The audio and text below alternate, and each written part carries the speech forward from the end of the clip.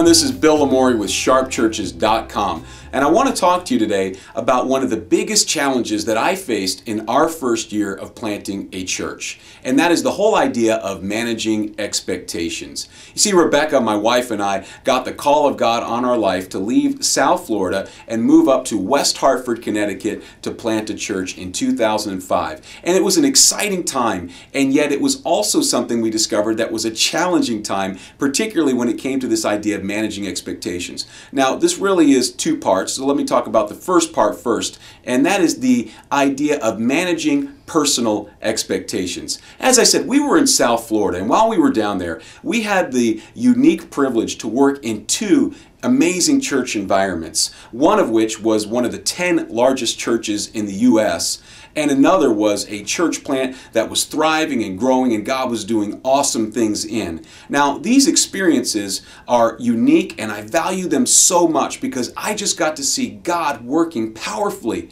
But at the same time, these experiences also set up a certain expectation that became somewhat of a liability. Because when we came up north, we just expected God to do big, powerful, epic, awesome things immediately.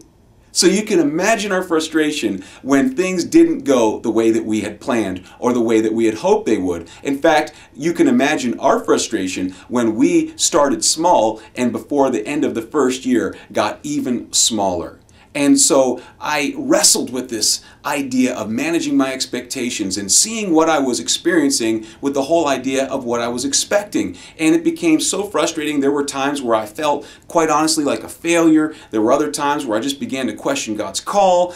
There were times where I just really began to feel like maybe we should give up and do something else. But what I realized is God did call us, and we needed to keep doing what we were doing. But what I needed to change more than anything else was my thinking, and that was one of the keys to help us manage our expectations.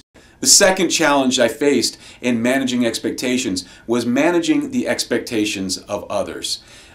For some people, they would look on at our church and they just had an expectation that it would be growing a lot faster than it was. And of course, that was simply compounding my personal frustration, and for them that became a challenge. But more often, the frustrations or the expectations that other people had was they had an idea or a picture of what our church should be all about. And many times that was different than the picture and expectation and vision that we had for our church. And you see, I knew enough to cast vision for our church, but what I was not prepared for in those early stages was that people would constantly cast their vision for our church. And so this created a tension many times as people would try to bring in old ideas and good ideas into our current context. Often it looked like their old church that they were trying to bring into this new environment. And so many times managing that expectation of whether it's programming or the way certain things would be done or the way things that would be run or handled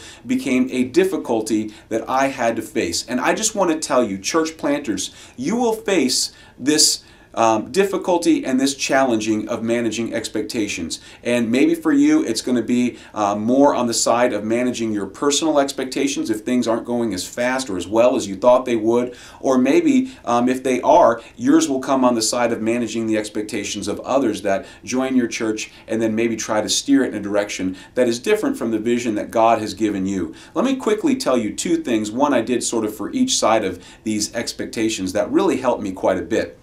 The first thing I did when it came to managing my personal expectations is I made a decision to stop comparing our church to other churches. That included the previous churches that I had been a part of, but it also included other churches and church plants, because I came to realize there was absolutely no value in comparing the work that God had called us to do and the work that God had called other people to do. And the only things that would happen by comparing ourselves to someone else is if someone else was doing better than we were, I would experience frustration and defeat, and if they were not doing as well, I might experience pride, and neither one of those things are good and healthy. So I just simply made a determination to stop comparing.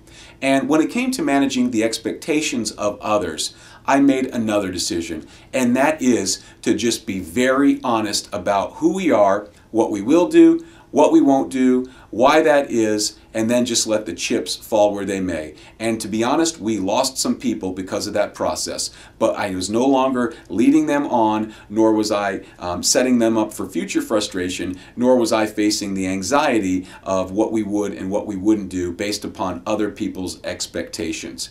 Now, if you are in these situations, I want to encourage you, go to sharpchurches.com. Check out the resource that I did called How to Survive Your First Year of Planting a Church, because I get into a lot more detail on this, but also the two other biggest challenges I faced in our first year. Or if you'd like some super cool free videos like this, just go to sharpchurches.com and sign up to be a part of our newsletter. May God bless you in the important work that you're doing, and stay sharp.